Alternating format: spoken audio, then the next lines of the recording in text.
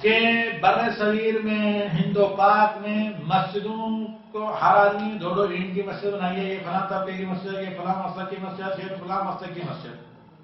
سوال یہ تھا کہ جن مساجد کو بدعات و خرافات کے لیے استعمال کیا جاتا ہے، کیا ان میں مالی معاونت چندہ دیا جا سکتا ہے کہ نہیں؟ واللہ اعلم۔ اللہ تعالیٰ نے جو میرے لیے شرح صدر کیا ہے، توفیق دی ہے، تو وہ میں آپ کے سامنے بیان کر دیتا ہوں۔ اگر صحیح ہے تو اللہ کا فضل اور رحمت، اگر مجھ سے کوتاہی ہوئی ہے تو اللہ تعالیٰ ہمیں اپنے نفس کے شر سے اور شیطان کی وسوسے سے بچائے۔ آئیے، اعوذ باللہ من الشیطان الرجیم۔ اللہ تعالیٰ قرآن کریم میں کہتا ہے وَأَنَّ الْمَسَاجِدَ لِلَّهِ فَلَا تَدْعُوا مَعَ اللَّهِ أَحَدًا۔ بہت شارٹ اور مختصر اور جامع فیصلہ کہ لوگوں یاد رکھو مسجدیں صرف اللہ ہی کے لیے ہیں، اور مسجدوں میں اللہ کے علاوہ کسی کی بھی عبادت نہ کی جائے، نہ فریاد کی جائے، نہ کسی سے کچھ مانگا جائے۔ اگر اللہ کو چھوڑ کر غیر اللہ کی کہیں پرستش ہوتی ہے، خواہ وہ مالی پرستش، خواہ وہ پیسے دے کر، یا جانی عبادت، مالی عبادت، ظاہری عبادت، باطنی عبادت، تو حقیقتاً وہ مسجد نہیں ہے، کیونکہ اللہ تعالیٰ نے مسجد ہونے کے لیے شرط لگائی ہے کہ اللہ کے علاوہ کسی اور کی وہاں عبادت نہ ہو۔ اگر جہاں اللہ کو چھوڑ کر کسی اور کی پرستی ہوتی ہے وہ مسجد نہیں ہے، لہذا وہاں تعاون کرنا علی الاسم والعدوان، سرکشی اور گناہ کا تعاون ہے، تو کسی مسلمان کے لیے جائز نہیں ہے، الا یہ کہ کعبہ کی طرح جیسا نبی صلی اللہ علیہ وسلم نے کعبہ کو بتوں سے صاف کیا، صاف کر اس طرح اگر صاف کرنے پر آپ کو قدرت ہے، اللہ تعالیٰ نے آپ کو اتنی بساط اور طاقت دی ہے کہ اس کو شرک و بدعات سے پاک کر کے مسجد کو جس کام کے لیے اللہ تعالیٰ نے مخصوص کیا ہے، جو مسجد کی ڈیفینیشن بیان کی ہے، ایسا کر سکتے ہیں تو استعمال کیجیے، ورنہ ہرگز نہیں۔ واللہ اعلم بالصواب۔ اور امید ہے کہ مسئلہ واضح ہے، کیونکہ آیت بہت مختصر یہ اللہ تعالیٰ کا فرمان ہے، لیکن کافی جامع ہے کہ جن مسجدوں جو مسلمان مسجدیں بتاتے ہیں وہ صرف اللہ کے لیے ہیں، ان مسجدوں میں اللہ کے علاوہ، اللہ کی عبادت کے علاوہ اور کوئی کام نہ کیا جائے، نہ کسی کی عبادت۔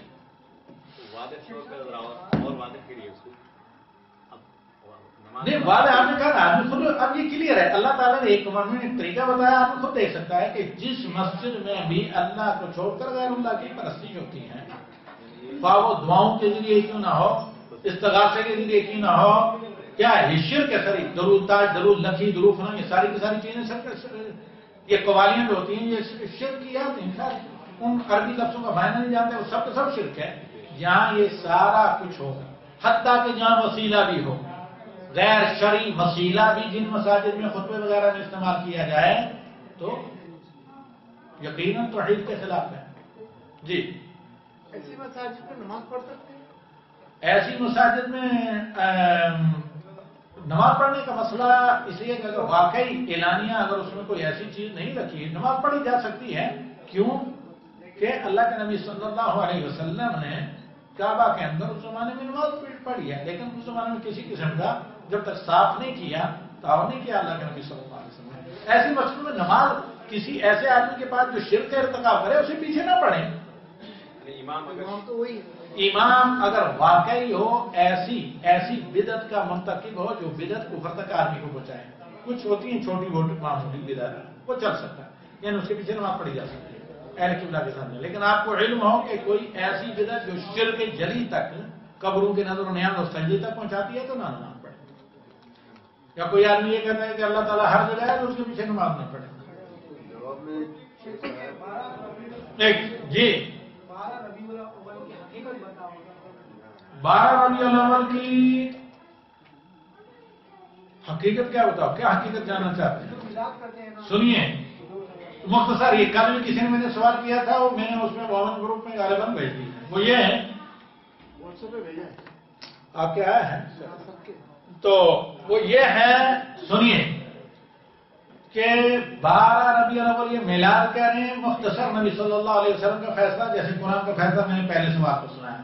اللہ کے نبی صلی اللہ علیہ وسلم کا فرمان یہ ہے کہ اسلام میں 2 عیدیں ہیں، تیسری کوئی نہیں، نہ 12 ربیع الاول، نہ عید میلاد النبی، نہ محفل میلاد، نہ مولد، نہ نیشنل برتھ ڈے، نہ چلڈرن برتھ ڈے وغیرہ وغیرہ وغیرہ، نوٹنگ صرف عید الفطر جو رمضان کے اختتام پر ہوتی ہے، عید الاضحیٰ جو ذی الحجہ کے مہینے میں ہوتی ہے، نہ تیسری کوئی سیلیبریشن، نہ تیسری کوئی عید.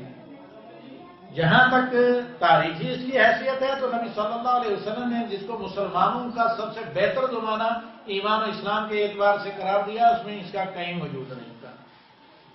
اس کو ایجاد عبیدی بحرہ شیعوں نے کیا تھا، وہ بھی میلاد النبی کو نہیں ایجاد کیا تھا. انہوں نے 4 عیدیں ایجاد کی تھیں: میلاد حسن، میلاد حسین، میلاد علی، میلاد فاطمہ. کیونکہ گورنمنٹ سیٹ اپ جو تھا بحروں کا اس زمانے میں مصر میں، وہ کیا تھے؟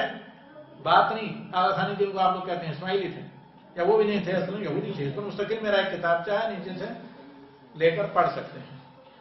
تو اب وہ تھا، تو چونکہ فوج میں زیادہ تر اور پبلک پوری، یہ جو قاہرہ ہے، قاہرہ انہی میں سے ایک آدمی کا عبادت کیا ہوا ہے. قاہرہ کا معنی ہوتا ہے طاقتور فوج. تو اس فوج نے کئی ممالک کو تاراج کیا تو وہ لا کر ایک چھاونی بنا دی. کوئی بعد میں قاہرہ نام سے شہر مشہور ہو گیا، یعنی قاہر فوج، جس نے تر و خشک کچھ نہ چھوڑا.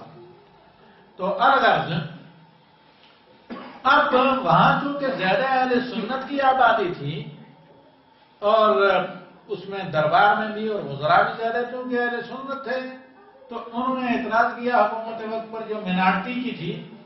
تو انہی کی بات یہ کہ کم وقت بشارت اسد ہے، اللہ تعالیٰ مسلمان کو اس سے نجات دے.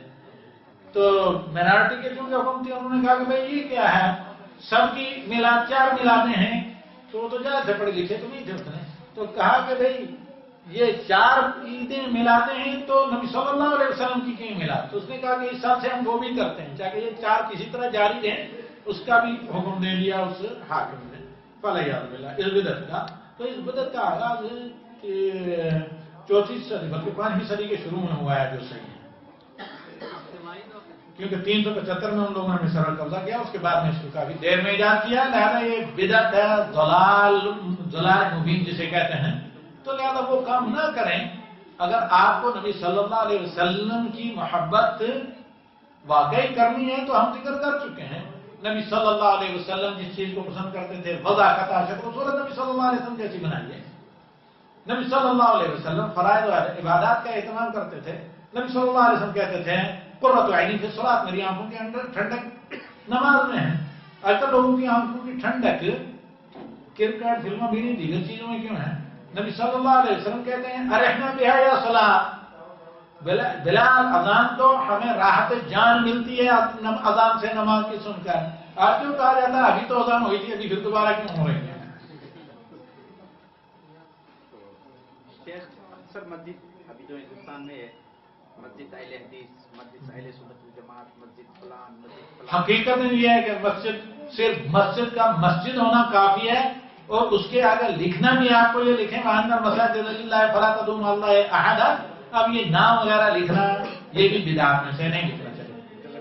مسجد کا مطلب یہ ہے کہ اس میں اللہ کے قرآن اور نبی صلی اللہ علیہ وسلم کی تعلیمات ہوں اور اسی کے مطابق عبادت. مطلب یہ ضروری نہیں کہ فلان مسلک کی مسجد بولی لکھنا تو غلط ہے نا. یہ مسجد کو اس طرح تقسیم نہیں کرنا، یہ غلط ہے. لیکن آپ کو سب لوگ لکھنے لگے تو وہاں اس سے بچنے کے لیے کہ کسی کو، جیسے میں نے پہلے واقعہ بتایا، دروازے پر لا کر نکال نہ دیا جائے، تو بعض لوگ اس وجہ سے تمیز کے لیے لکھتے ہیں. صحیح ہے کہ یہ سب نہیں لکھنا چاہیے، کیونکہ اکثر میں دیکھا ابھی جا کے اسی سے تفرقہ بازی پیدا ہوتی ہے، اس لیے نشان پیدا ہوتے ہیں. یہ سب بورڈ بنانے کے لیے اگر آپ مساجد کے قریب بورڈ لکھ دیں کہ لا الہ الا اللہ کا مفہوم کیا آتا ہے، قل هو اللہ کا ترجمہ کیا ہے، جو توحید پر قرآن آیات کا یہ نیک کام نہیں ہے. اور ایک شخص ابھی اکثر شادی کا نکاح کرتے ہیں، ٹیمپریری نکاح. یہ سوال